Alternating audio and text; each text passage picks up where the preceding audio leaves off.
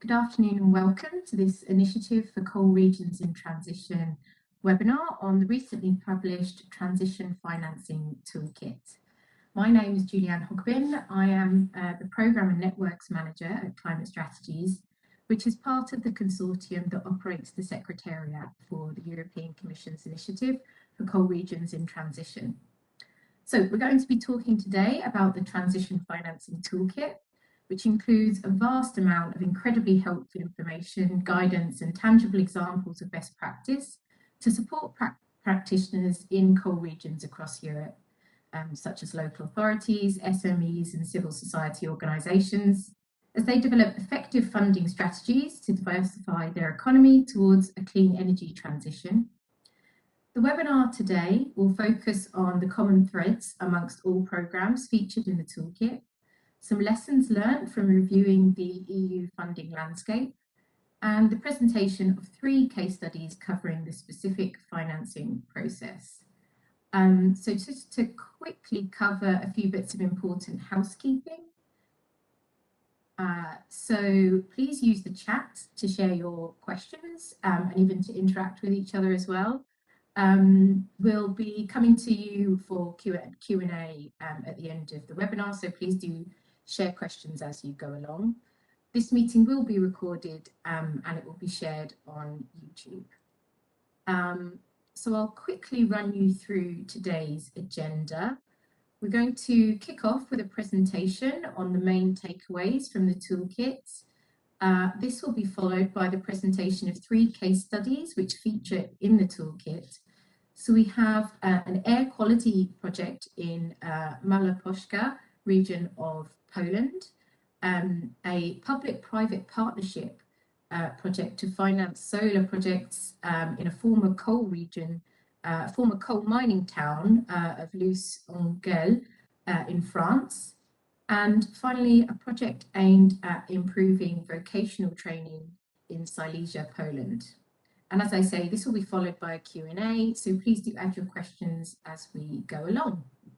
So I think that's all the introduction I need to give at this stage. I'll now hand over to our first speaker, Jānis Beutel from the Wuppertal Institute. Jānis's work focuses on European and international research projects in the field of sustainability transitions, the socio-economic dimensions of structural change in coal regions, as well as levers for decarbonisation of energy systems and energy-intensive industries. So over to you, Jānis. Yes, thank you very much for that introduction, and also welcome everyone from my side.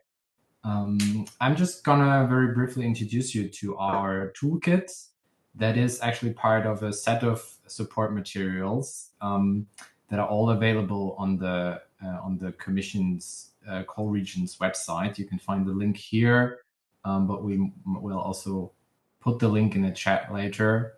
And so far we have developed 2 practice case studies, so they focus really on different parts of a transition challenges and go very much into detail. And then we have 7 toolkits about various topics that we would find very important for making the overall transition happening. And so far there have been 7 toolkits published, and I'm very happy that we can talk today a bit more into in detail about the transition financing toolkit that I'm one of the authors. Yes, we can also say that the toolkit is right now it's being translated into 2 more languages, into Polish and Romanian. That is, they're not yet uploaded, but they will be in the future also on the website. Okay, next slide, please. So basically, the toolkit is structured around 2 main themes, and there's one, the Mobilising EU finance part, which is focusing on guiding principles, so to say, that we identified as the most important aspects of financing for coal regions in transition. And the second part, there we analyze the EU funding sources and give them and try to give them a perspective of how relevant are they actually for the core regions. This is the main structure that you can find there, but also there's another layer that we can find on the next slide. So because the toolkit is, and also all the other toolkits, they're divided into two sections. The first part is the slide section. So there we have very high level messages, the most important aspects for a real quick look at the topic. And the notes section in the second half goes more into detail. So, and you can also jump from one part to each other. So we want to make sure through that to get to the information you're looking for as quickly as possible. So let's have a look at the first section of the toolkit. So as I said, this is about mobilizing EU financing, and it's about how should regions in general work with the whole financing topic. How should they align that to the transition goals, and how should they also communicate with other levels of governance? And the goal we see here is the most important one, is to really use the available sources and the available funding the most effective way. So I'm not going here into very much details about the principles, but this is basically what we have in the first section. It's about some guiding principles that should really show what are the most important aspects from a regional perspective on financing. And for regional authorities and the political levels, I would say the most crucial thing is to really keep in mind that a transition process requires a lot of coordination across levels, and also that also accounts for the financing side. So we have one toolkit that follows that goes completely on the strategy part, and one on the governance part, and this really interlinks here with the investment, because this needs to be aligned to an overall strategy, also and it should be also connected to different mechanisms, how we can align these. Please one back. Yes, thanks. And how we can align that to the overall goals of the transition. So that is really important to make sure that the financing sources are used in the most effective way, and that they're also not just spent. So it's not the goal to maximize the amount of investments, but it should be really focused on addressing the complex topic of structural change and making these projects happen in the way so that they can really kick off the transition, so that they're really beneficial for the transition and not just maximizing the outcome or generating the most of the incoming money. So next slide, please. And additionally to the guiding principles we have in the toolkit, we also present some more ways how to set up a good finance mix between EU, national, and local funds, because this is the other important part that we see, that of course we also need to find a way how to combine the different sources of funding. And there are already in the regions there are already some good examples of how that is possible, also to align that with private investment and some what we call innovative finance approaches, e.g. the public-private partnerships that we will also have a case study later on today. And one good example that I can show here, and that we also elaborate further on in the toolkit, is the LifeIP North HU Trans project in Hungary. And they made a really good, they found a really good way to mix several funding streams into one project and use them all together, also with a strategic approach, to really thinking of that transition in a more complex, in a more long-term way. And the concept for them is also written down in the toolkit. And I think it's a very good example to look at. Next slide, please. So, yeah, as I said, the first part of the toolkit is really focusing on these more surrounding mechanism on the guiding principles that we find generally very important, that every region has them as a background.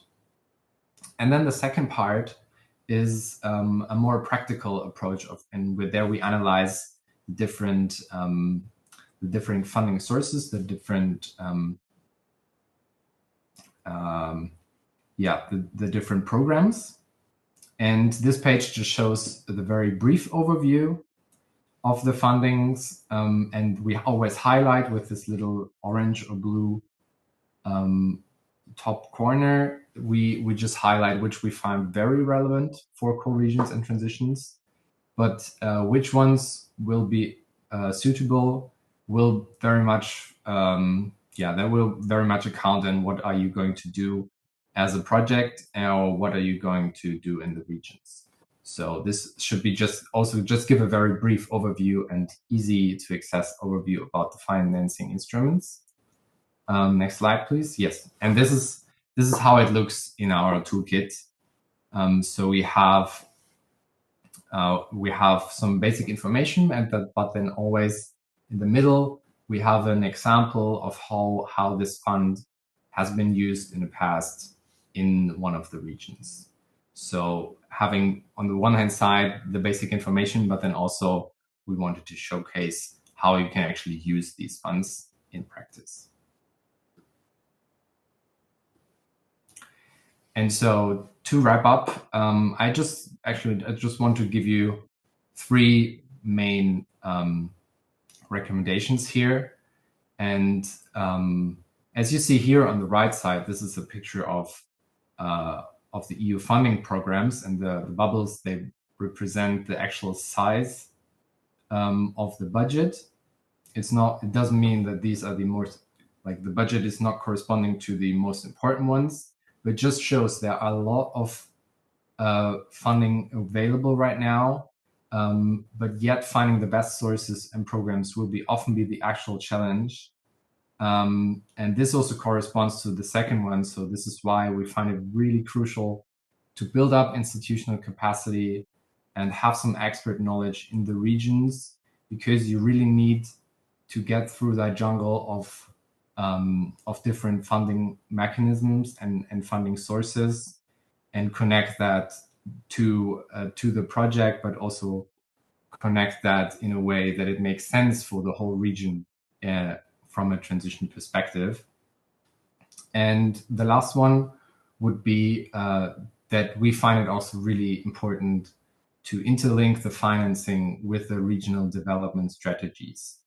So that really helps to not lose the focus. It's not about having some projects and just find a way to finance them, but we have to really embed that into the overall strategy of the region, so that the whole structural change follows an effective approach and will be really going into a certain pathway and not go like into different directions and will probably block each other. Okay, yeah, this was it from my side, and I'm very happy to hear all the new information also from the regions, and looking forward to the discussion. Thank you. Thank you, Dariusz. Yeah, huge amount of really helpful guidance information included in the toolkit. And it's presented in a really accessible way as well, you can see. So I'm sure it's going to be a super helpful resource for people working for regional practitioners. You've highlighted the importance of capacity building, and surely this toolkit will support that goal. So what's really exciting about the toolkit is it includes all of these case studies which help the guidance to come alive. Case studies of regions accessing funding to support their transition. So we're going to hear from 3 of those case studies now up next.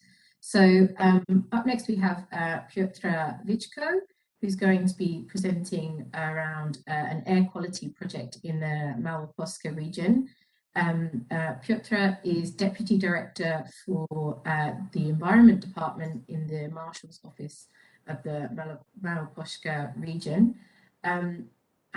He has experience in public administration in the field of air protection, environmental permits, waste management and environmental management systems, and is currently supervising the implementation of 2 LIFE integrated projects. So over to you, Piotr. Thank you, Julian.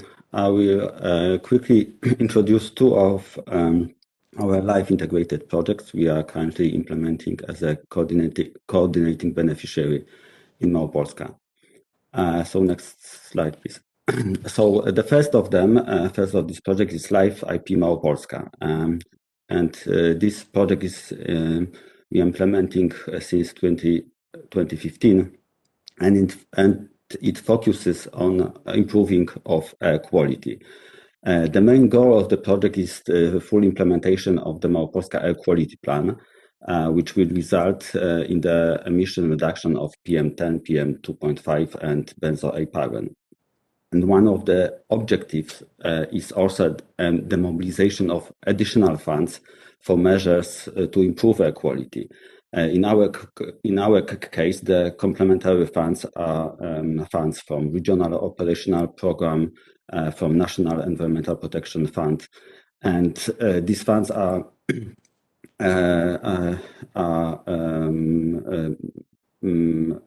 these funds are used for replacement of all coal-fired boilers, for thermal modernization of buildings, which is thanks to the implementation of this LIFE projects. These funds can be easily obtained by the municipalities or by the residents. So the projects engage a total of 69 beneficiaries. So it's one of the biggest number of beneficiaries in the LIFE program history.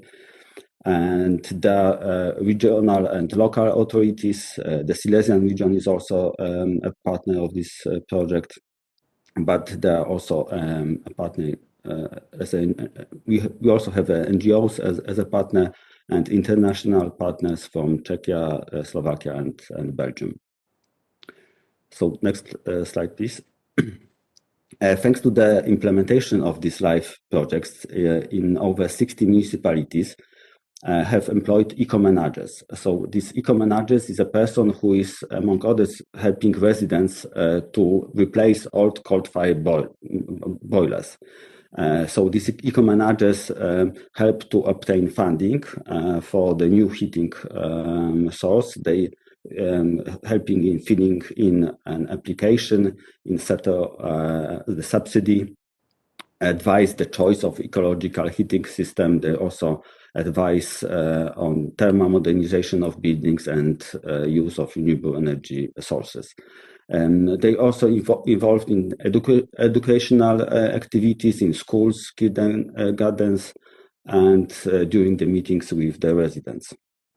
And our role as a Marshal Office is to operate a regional level excellence center, which provides trainings, workshops, and necessary tools and the guidelines for these local authorities.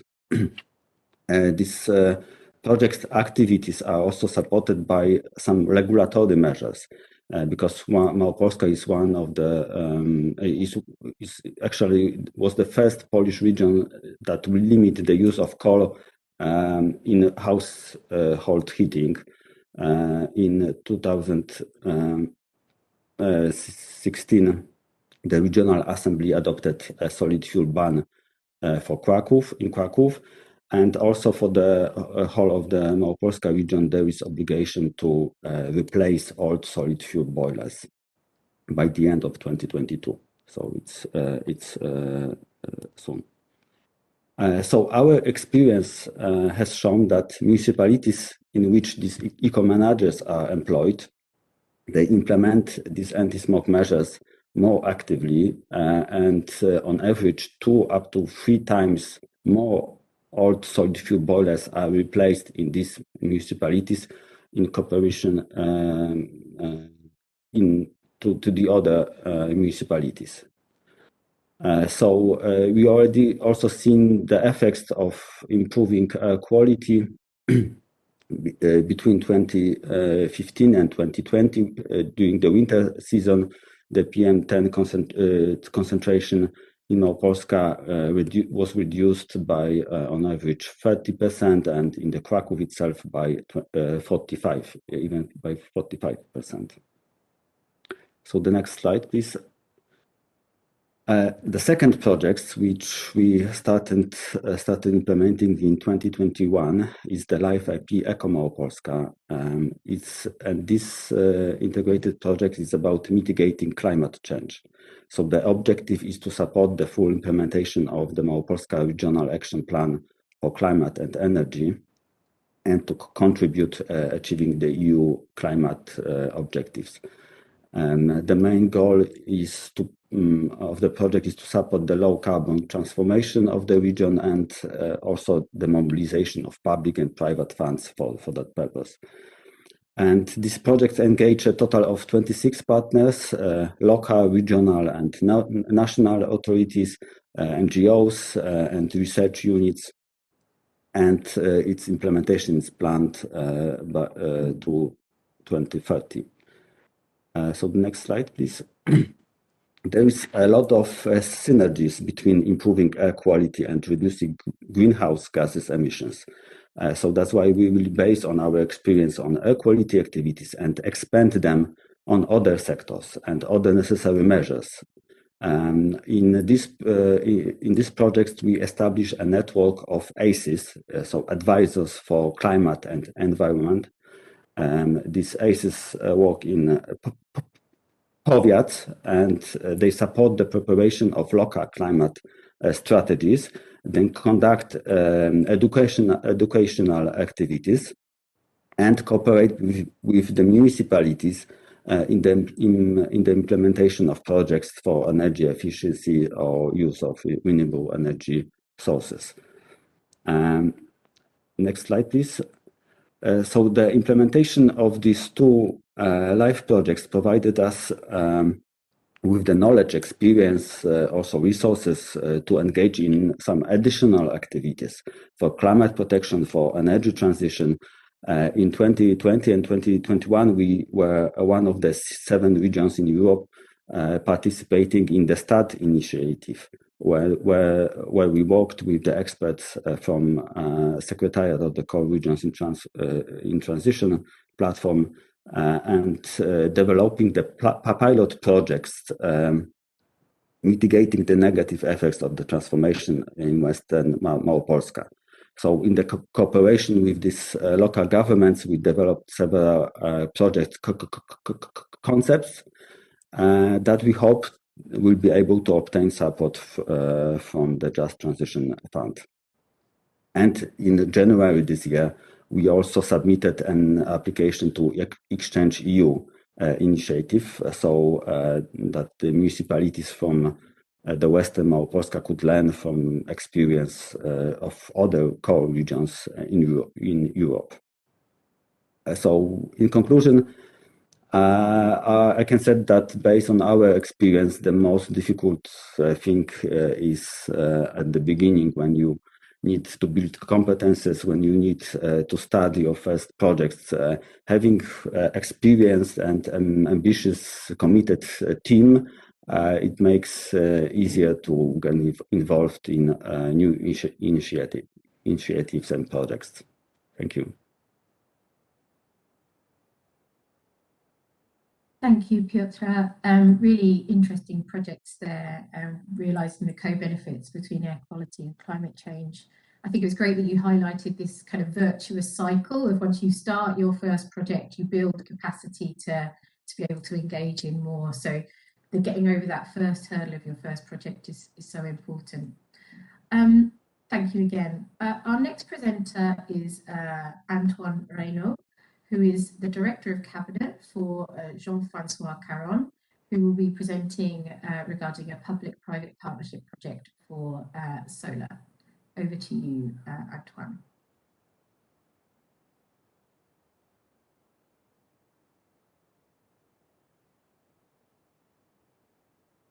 And I think, yeah, it worked. Okay. Well, good morning, everyone. So my name is Antoine Reynaud. I'm the chief of cabinet of Jean-François Caron, who is the mayor of Los-Angeles. Just briefly, I'll just give you a few elements of context. So Los-Angeles is a city of 7,000 people in northern France. It's quite close to Lille, and it's located right in the center of the former mining region in north of France. Is the French coal region of Nord-Pas-de-Calais. And Los-Angeles is known for the slag heaps that you can see in the background of the picture, and they are actually the highest of Europe. They're 186 meters, just the same as the Cheops pyramids. Just saying.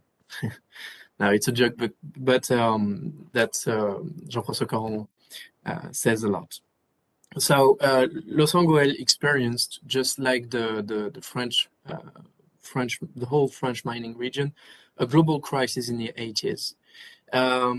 It was global crisis and systemic crisis because it happened in the same time in the areas of the environment.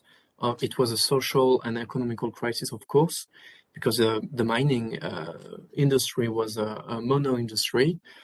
It also had an impact on the health and, of course, on the identity of the territory, because before, being a miner had made sense because they were involved in reconstruction of the country after the Second World War. And when the mining industry stopped, it's just a whole history that collapses. And it was also a very paternalistic system that collapsed. So that created not only an economical, social crisis, like I said, but also a very strong identity crisis. So Los-Angeles first tried to be resilient through culture. There was a lot of public policies in cultural areas that tried, in the first place, to recognize and reveal the territory values. And what was very important was to change the look that the people had. The idea was to change the image that the people had, the people have of themselves. And then the resilience started in a sustainable development area. There was in 2000, with the arrival of Jean-François Caron, there was a territorial and participative diagnostic that was made with the population, and that allowed the city to write the Life Charter. That was actually something that gave us a map and a framework for our public policies, and it implemented a real ambition on sustainable transition. And then progressively, we implemented a systemic transition approach method that relies on several pillars, like citizens' involvement and empowerment, like ecosystemic approach. We also give room for narrative. We try to implement some what we call in French mise en récit, which is narrative public policies, and also we try to allow a lot of innovation and experimentation in our public policies, because we think that's what we actually need to do to implement a real change. And so one example that may illustrate that is the participative solar program that we implemented. It's called Mine de Soleil, which could be translated as solar mining.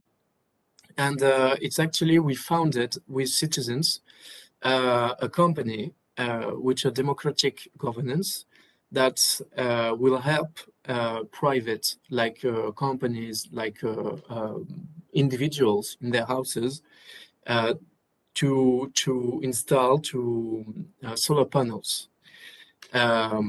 So we have with Mines de Soleil an autonomous structure that helps providing solar panels.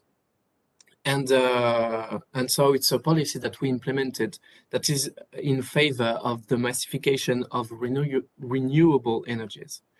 And so today we have 90% of our electric consumptions of the municipality that is covered by this company. And this company today has a 70% share that is possessed by citizens. And so it produced 440 megawatt-hour per year. And we have almost 120 families that got involved in the project. And the global project has a overall budget about €500,000. So that's actually what we wanted to do here, that we know that we cannot implement a real and effective energy transition policy if we don't rely on other structures that have the same goals but work in a very autonomous way. And so we wanted to do is like create that kind of structure that could work that could work alone, but involving citizens, so we can be sure that it's appropriate by the inhabitants of the city. And sadly, we had to wait almost 2 years before that project. It actually just started now, because the solar panels weren't connected to the main web, and that was because of EDF, that is the public company in France that manages that. And so we had a lot of delay, but now the company just started to make its own money, and it will be now allowed to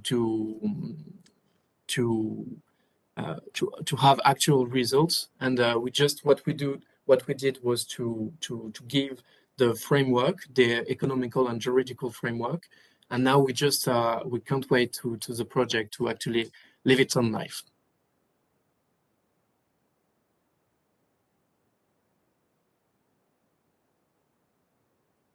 I'm done with my presentation. Thank you, Antoine. That was really interesting to hear about your case study there.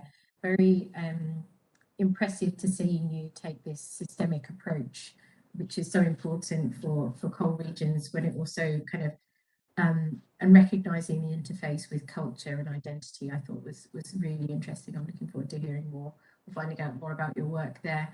Our final case study presentation is from Dariusz Stankyevich from the Marshal's Office of the Silesian region in Poland.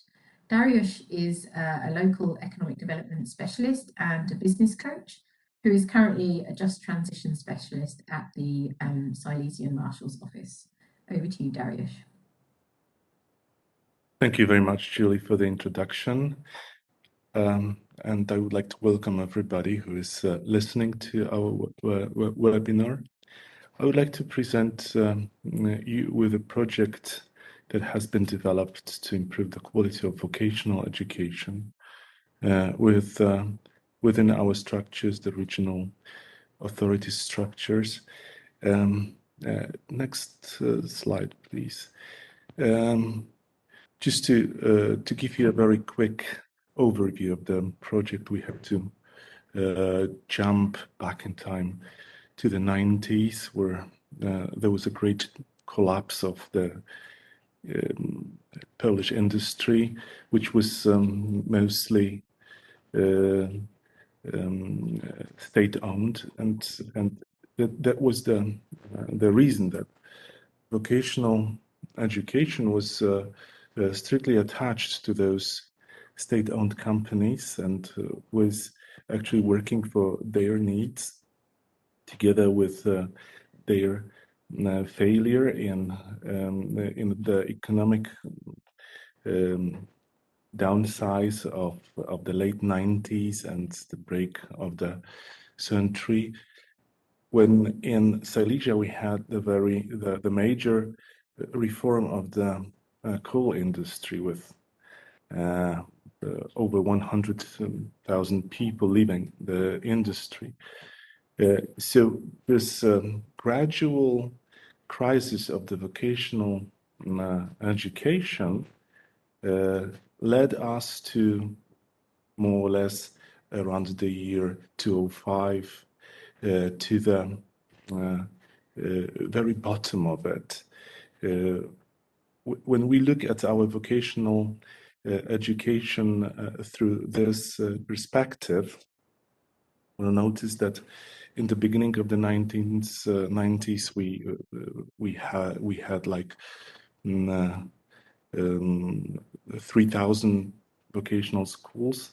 Around 2005, we just ended up with just 1,700 of them. And the crisis also resulted from the fact that a state couldn't afford to finance those vocational schools, and the state just transferred this vocational education to local government, to self-government, that was also not very well equipped with instruments to finance this education. And very soon this education was perceived like education of no future. Next slide, please. Next slide. Yes. So the education lost its attractiveness and was viewed as a no future education of the lost choice. It lost its prestige, and also there was a growing fashion of more soft education, less technical.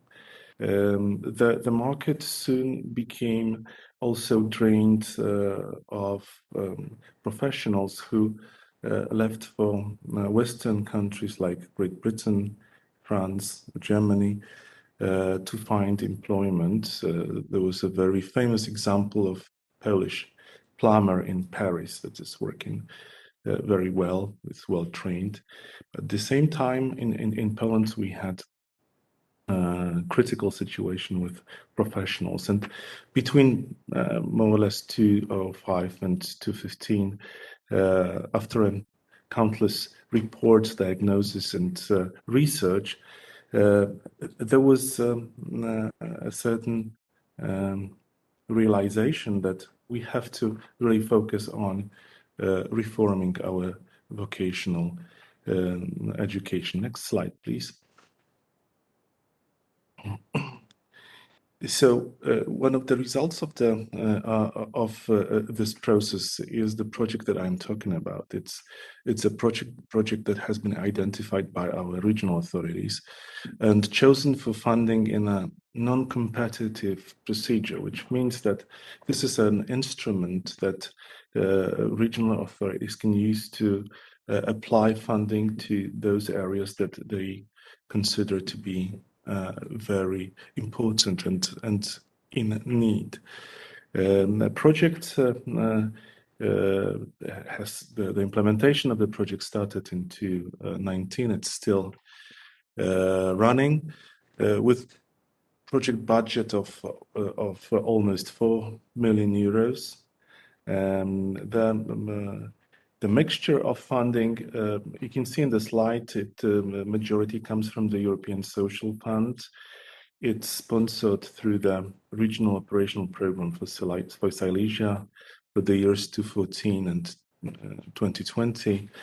And state budget applied 10% of contribution and the own contribution of the region is 5%. Next slide, please. The project was selected under 3 types of criteria that was set up just for evaluating and assessment of this project. The general horizontal criteria was for, in general, equality requirements, general formal and general substantive. There was like yes/no criteria. For example, if the beneficiary complies with capacity requirements, simply has got staff and funding capacity to run the project. And last, general substantive criteria that assessed the project, the project proposal itself, how it was written, if the problems were correctly diagnosed, and so on and so on. Next slide, please. The general project assumptions were to close the gap between vocational education and regional business, because among those problems that were diagnosed in the year between the years 2005 and 2015 was that there was no cooperation because between business and vocational schools. So one of the major assumptions of the project is to establish this communication. Also very important to engage business in vocational education, which means to provide vocational students with interns at employers. And also developing a network of business to work together on the curricula that will get in line or be in line with actual labor market needs. Next slide, please. The composition of partners, of the project partners, is not accidental. We have beside the region, we have the Regional Chamber of Commerce, Katowice Special Economic Zone, and Chamber of Crafts and Small and Medium Enterprises in Katowice, which provides a very good set of institutions that can collect and provide very precious data and knowledge to the education sector. Next slide, please. Within the project, we have planned to provide almost 2,000 students. It's 1998, with internships, additional courses, training, extra classes, classes of language. We also want to provide almost 400 teachers with education opportunities for expanding their experience and knowledge. We also plan to have students actually be placed in a real environment of the employers to study and become future employers. We also have the set of promotion of vocational education, because as I said before, it lost its prestige, and now through different activities like public service announcement, open days for business, and so on, we try to re-establish the prestige of this education. Next slide, please. Oh, that's the last one. Thank you very much. I'll be happy to address any questions that you may raise. Thank you very much. Thank you, Dariusz. Another great example of putting people at the heart of the just transition through addressing issues with education skills and training. So really interesting project. We still have around 15 minutes left from the event today. So I'd just like to remind the attendees to please post your questions in the chat. I see we have about just under 60 people still with us today. So your opportunity to pose questions to the speakers. So please use the chat function and we'll try to pick those up. I'd like to maybe invite all of our speakers so far to put their cameras on and return to the plenary. And I'd like to start off with a question to everybody, really. So in order to realise the co-benefits of a successful just transition, community buy-in and stakeholder engagement is clearly a priority. I'd be interested to know how you approached this and what lessons you learned about the process of community buy-in and stakeholder engagement. And I'd also invite you to share, when sharing those lessons, I'd really be interested to know anything that went wrong. I think something, so we often don't share our failures, we share all our successes, but we don't necessarily want to share where things didn't go to plan. But they can be some of the most interesting and useful examples for others trying to implement regional transition strategies. So Yanis, I don't know if you want to kick off from the perspective of the Wuppertal Institute on any lessons that you learned about community buy-in and stakeholder engagement.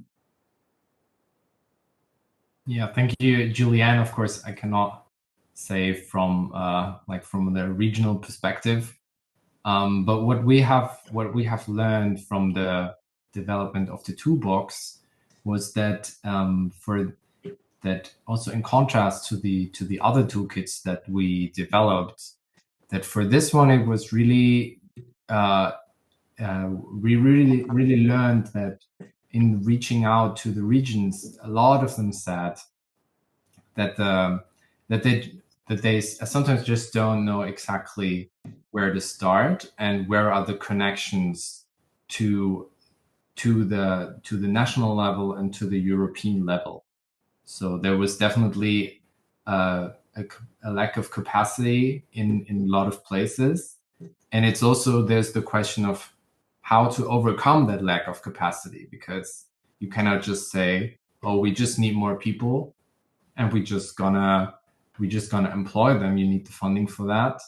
And for community engagement, you also need some certain capacities. So this is for me what I've learned is more than, I mean, it also counts to a lot of other topics related to transition, but for the financing part, this was a very crucial one. Yeah, I definitely agree. I mean, stakeholder engagement is the key to climate strategy's mission, and I think it's so resource intensive, and that's often underestimated. Piotr, was there any lessons you'd like to share on, I'm sure you've done a huge amount of stakeholder engagement, and any lessons that you've learned from that experience?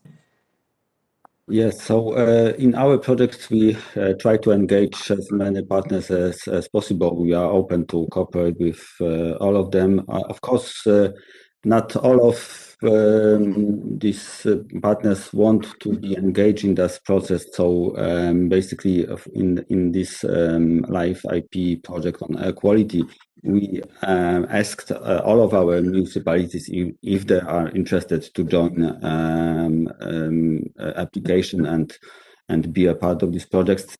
Just at the beginning, just about 30 of them were interested.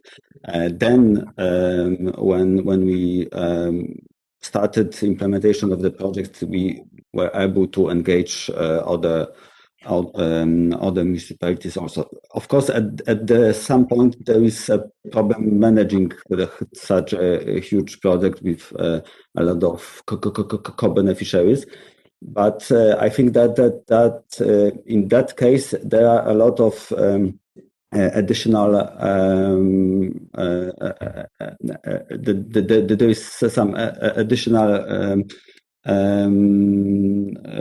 pluses of this situation. In a lot of these small municipalities, this is the only project which they implemented, and they are learning from this process.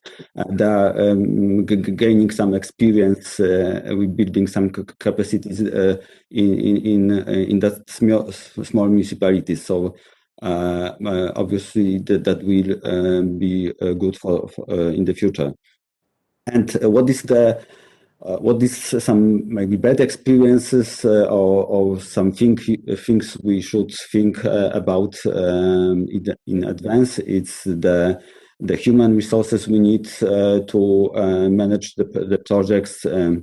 In our case, we started the project with a very small team, and we were too optimistic that about 4 people will be enough to manage the project, but it wasn't enough, and we were able to increase the staff during the project implementation.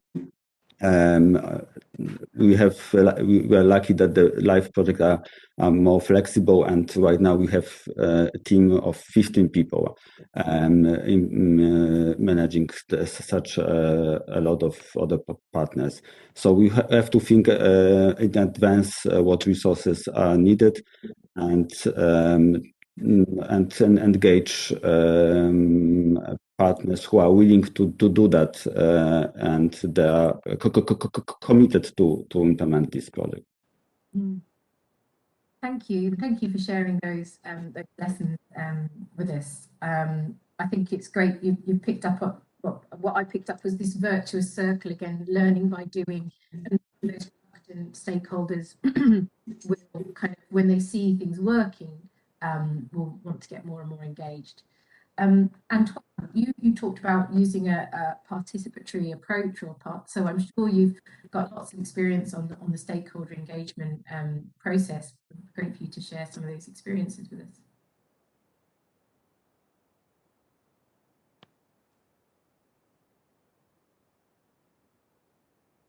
I think you're still microphone, right? Yeah, we don't hear you. Still no.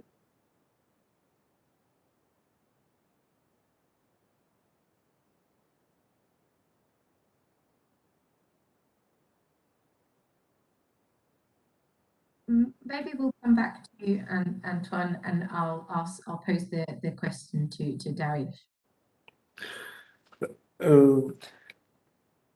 This is what I was talking about, the composition of partners on the project. We learned from many earlier attempts to work with the vocational education and try to heal the sector. We noticed that the crucial thing is the junction between the regional authorities and business. The regional authorities being the sponsor of the vocational education, and business on the other side, trying to get business involved and engaged in the process. Quite often ended up as a failure in earlier projects that were implemented by other project providers. So that's why we decided to involve special economic zone in our team. That is an organization to work directly with business, with entrepreneurs, and that's how we establish this connection, and that's how we manage to involve business managers in cooperation, in working on curricula, on providing some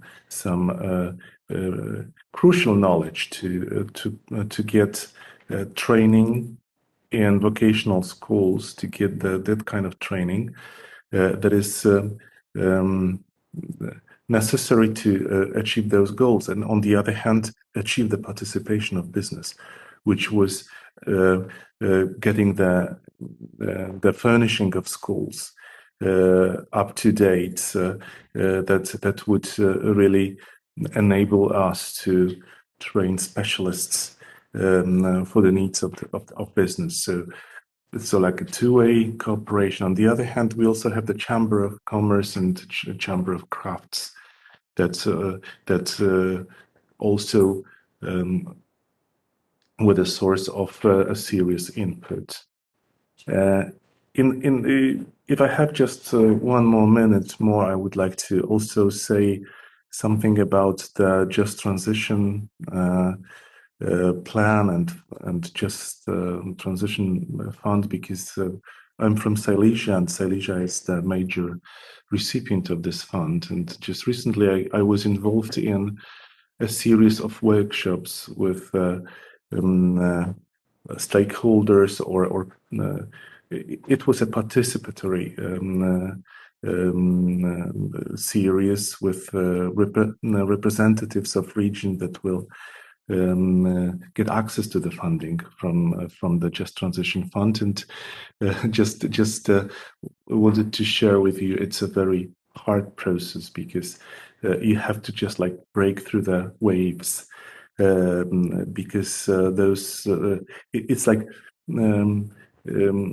making the awareness growing in local structures. It's a very tough task, because at the beginning the people just want everything, and they just don't want to focus on what is possible, or what is the financing opportunity. So this breaking the waves was also a very important and valuable experience, because we included all those collected opinions and all those fears and expectations into our final document. Thank you very much. I see Antoine is back, so I just... Thank you, Dariusz. I love that analogy of breaking the waves. Thank you very much. Persistence of, one step forward, two steps back. You need to keep that persistence. Antoine, great to have you back. Can we hear you? Yeah. Yes. No, I think it is. Yes. What a timing. Yeah, I'm sorry. My computer has its own temper, so I have to deal with that. Well, it's actually quite a big question you ask. I don't know where to start. What I can say from our experience, that it was really progressively built, and at first there was a need to reunite, but nobody talked about resilience or used words like that. It was just about being together in a very dramatic moment, and starting from people's need. And that will be my advice today. Just always start from people's need, because that's the best you can do to interest them and to get them involved. And also from my own experience, because all that happened, of course, way before I was born. But from my personal experience, just it's easier not to talk about the very big perspective. Like don't when you try to get people around the table, don't say that you're doing that about being resilient or anticipating the big climate change, because that's a bit too abstract. That's your goal, that's what you're trying to do. You can talk about it, but you really need to get very quickly on something a bit more tangible. I don't know if it's the right word in English, but something that concrete, and just translate what you want to do into something that people can understand, and that's very tangible. Perfect. And I couldn't agree more. I mean, starting with people's needs is absolutely important, and that's going to help you also win the funding, because quite often the funder wants to know what's the problem and whose needs you're addressing. In the final minute, maybe a question to Yanis, if we can, from the audience. Is it planning to establish any kind of thematic, specific cluster funding to enhance capacity building in coal regions? In terms of stakeholder engagement, knowledge transfer, and public and private sector, or is there a possibility, or is there possibly an instrument for that already? So cluster funding, is there any kind of plans for that? Oh, I think I'm pretty sure that there are, because cluster, and especially around the topic of economic diversification, there is a lot within certain instruments, but at least to what I know, there are no like specific for cluster funding in this direction, that are going in this direction, directly targeted, but there are ways to fund certain schemes. I know, for example, in the Rhenish coal region in Germany, there are several clusters partly built up from a regional development agency, but they also get funding either from national or European level. Thank you, Yanis. So I just thought I'd try and squeeze in one question from the audience, seeing as that was promised. We're at time now. Thank you so much to all the presenters today. Thank you for keeping to time. Thanks to the organisers, and thanks to everybody for attending. As we said, this has been recorded and it will be available on YouTube, so you can go back yeah, thank you so much for attending the event. See you all soon.